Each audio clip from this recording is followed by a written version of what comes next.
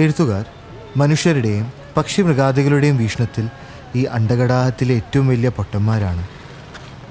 എഴുത്തുകാരുടെ വീക്ഷണത്തിലോ മനുഷ്യരും പക്ഷിമൃഗാദികളും ഈ അണ്ടകടാഹത്തിലെ ഏറ്റവും വലിയ മണ്ടന്മാരും.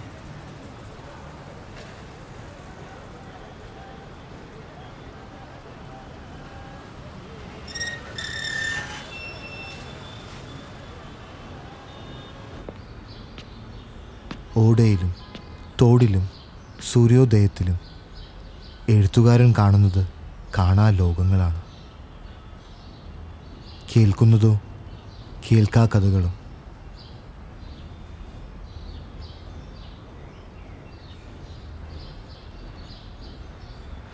പബ്ലിഷർ പറഞ്ഞ തീയതി അടുത്തു. ആ നുണക്കഥ പൂർത്തിയാക്കണം. ഞാൻ ആദ്യമായി എഴുതുന്ന നുണക്കഥ.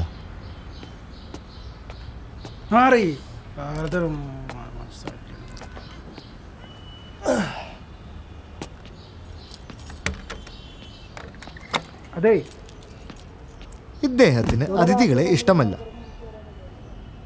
ശബ്ദവും ബേളമൊന്നും പറ്റില്ല. അല്ല, അതെല്ലാം ആത്മാർത്ഥമായി ഇഷ്ടപ്പെടുന്ന മനുഷ്യരുണ്ടോ? എന്നാൽ ഇയാളെ ഞാൻ ബുദ്ധിമുട്ടിക്കാൻ പോകുന്നത് ആൾക്കൂട്ടവും ബേളവും കൊണ്ടൊന്നും ആയിരിക്കില്ല.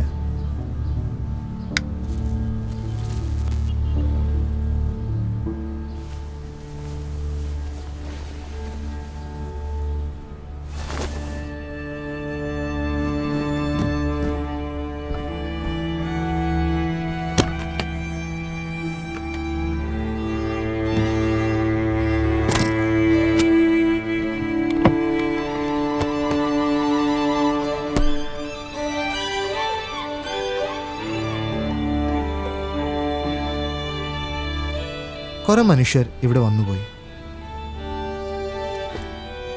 കുറെ കഥകൾ ഈ ചുവറുകൾക്ക് പറയാനുള്ളതുപോലെ. തുണികളിലെ കരകൾക്കും മാരാമ്പലയിൽ കൂടിച്ചേർന്ന് കിടക്കുന്ന മുടിനാരുകൾക്കും പറയാൻ കഥകൾ ഏറെ ഉള്ളതുപോലെ ഒരു തോന്നൽ.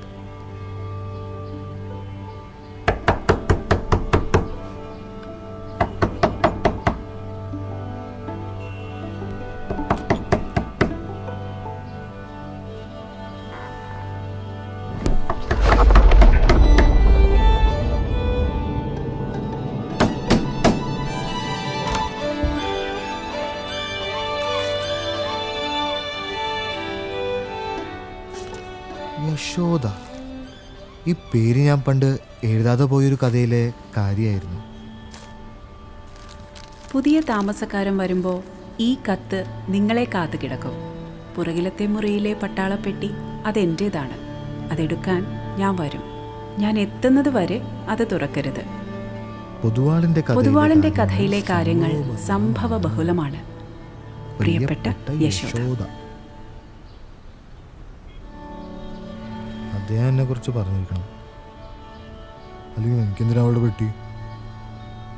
ഞാനെന്തിനൊരു മറുപടി എഴുതണം?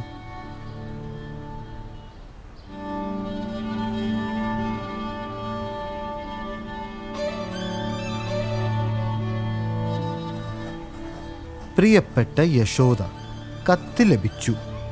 പെട്ടി ഞാൻ നോക്കിക്കോളാം. പകരം വരുമ്പോൾ എനിക്കെന്തു തരും? സ്വന്തം പൊതുവാൾ. പ്രിയപ്പെട്ട എന്നതും സ്വന്തം എന്നതും കത്തിലുണ്ടായിരുന്നില്ല. എഴുത്തുകാർ ഭീരുക്കളാണല്ലോ.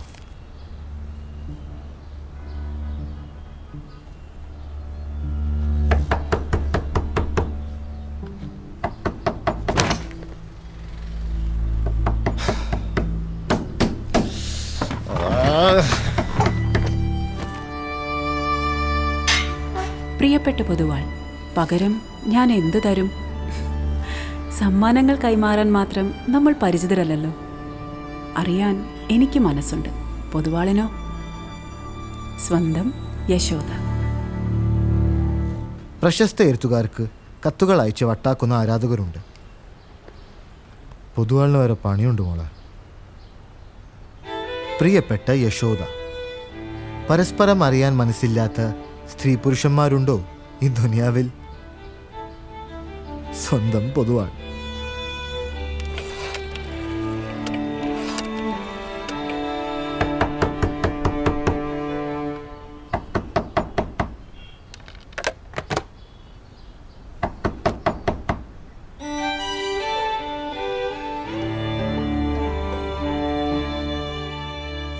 പ്രിയപ്പെട്ട പൊതുവാളിന്.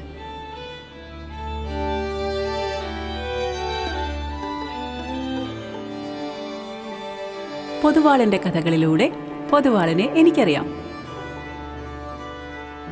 എന്തറിയാം? ഒരുപാട് സിഗരറ്റുകൾ വലിക്കുന്ന, വൃത്തി ഒട്ടും ഇഷ്ടമല്ലാത്ത ഒരു ഏകാകി.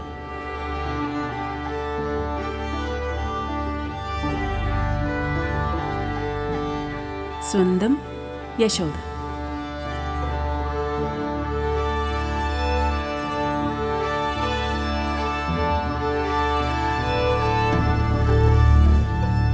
യശോദ ആരാണ്?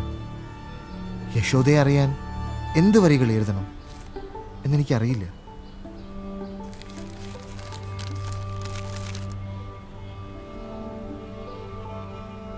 കാണാ കാഴ്ചകൾ കാണുന്ന, കേൾക്കാ കഥകൾക്ക് കാതോർക്കുന്ന ഒരു ഏകാകിയാണ് ഞാനും.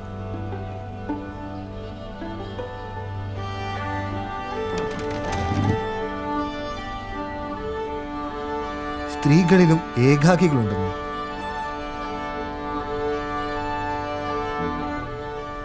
മനുഷ്യരൊക്കെ ഏകാകികളല്ലേ?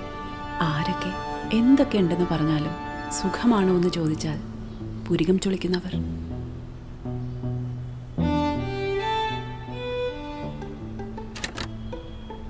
യശോദയുടെ കണ്ണുകളും പിരുകവും കാണണമെന്നുണ്ട്. മനസ്സിൽ പല പല മുഖങ്ങൾ തെളിയും. അതിലാരാണ് നീ?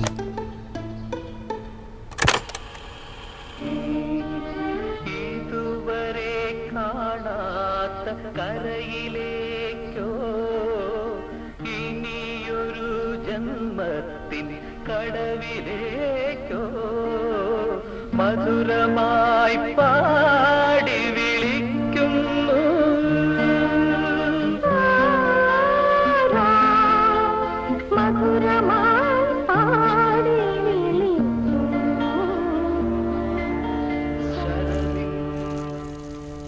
കാഴ്ചയിൽ വികൃതയാണെങ്കിൽ ഈ കൗതുകം കുറയുമോ?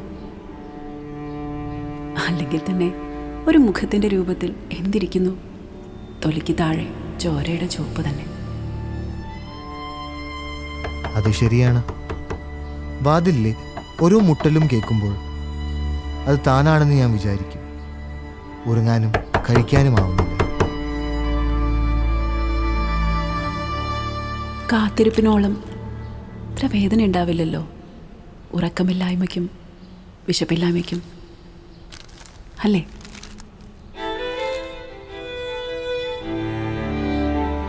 നീ ഒരു യാഥാർത്ഥ്യമാണെന്ന് വിശ്വസിക്കുന്നു. ഈ കത്തുകളും ഈ കാത്തിരിപ്പും മറ്റൊരു എഴുത്തുകാരൻ്റെ മനസ്സിലെ കൃതികളല്ലെന്നും വിശ്വസിക്കുന്നു. ഒരു പക്ഷെ ആണെങ്കിലോ? അങ്ങനെ ആയിരുന്നെങ്കിൽ എങ്ങനെ ആവുമായിരുന്നു എന്ന് ചോദിക്കുന്നതിൽ എന്തെങ്കിലും അർത്ഥമുണ്ടോ പൊതുവാളെ? യശോദ എപ്പോഴും എനിക്കറിയില്ല. മുഖം അറിയില്ല, കഥ അറിയില്ല. ആ പെട്ടി ഒരു പക്ഷെ തുറന്നാൽ യശോദയെ കൂടുതൽ അറിയാനാവുമെന്നൊരു തോന്നൽ.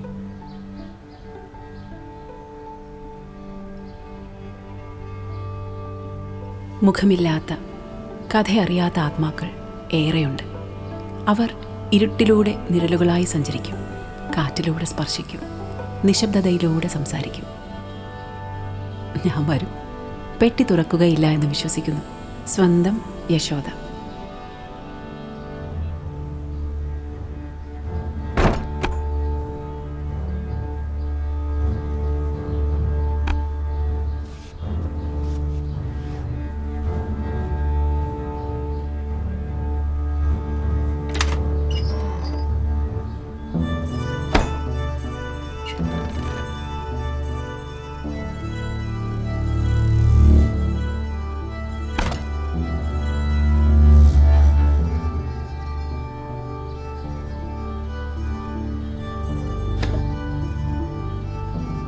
മറവിയിലെവിടെയോ കഥ പോലെ നടന്നൊരു കാര്യം.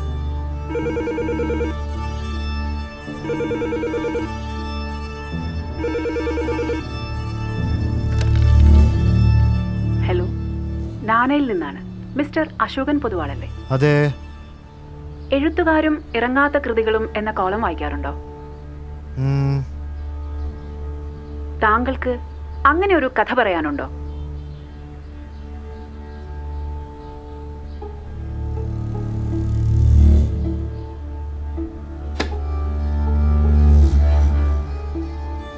കേട്ടുമടുത്ത കഥകൾക്ക് ആരാമമിടാൻ ഇറങ്ങിത്തിരിച്ച ഏകാഗിയായ ഒരു സ്ത്രീയുടെ കഥ. മുടിതാരുകൾ എന്നായിരുന്നു ആ കഥയുടെ പേര്.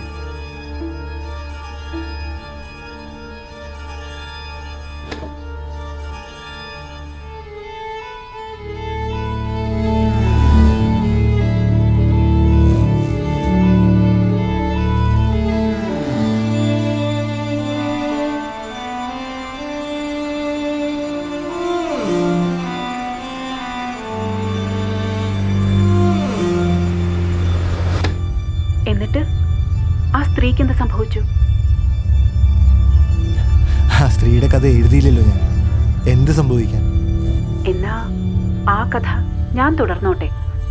തുടങ്ങാത്ത കാര്യം തുടരാനാവില്ലല്ലോ, തുടങ്ങാനല്ലേ പറ്റൂ. നിങ്ങളുടെ പേരെന്താ പറഞ്ഞേ?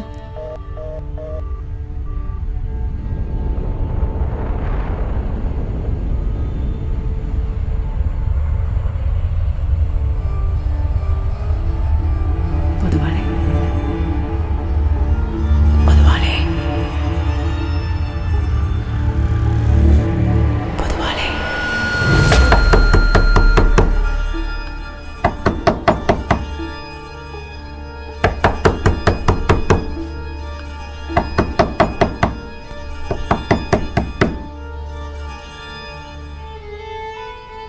ആ മഞ്ചാടിക്കുരു പെട്ടിയിൽ കണ്ട പേരുകൾക്ക് എന്ത് സംഭവിച്ചു? എനിക്കറിയില്ല. മുടിനാരുകൾ എന്നെൻ്റെ എഴുതാ കഥ ആ സ്ത്രീ തുടർന്നുവോ? എനിക്കറിയില്ല.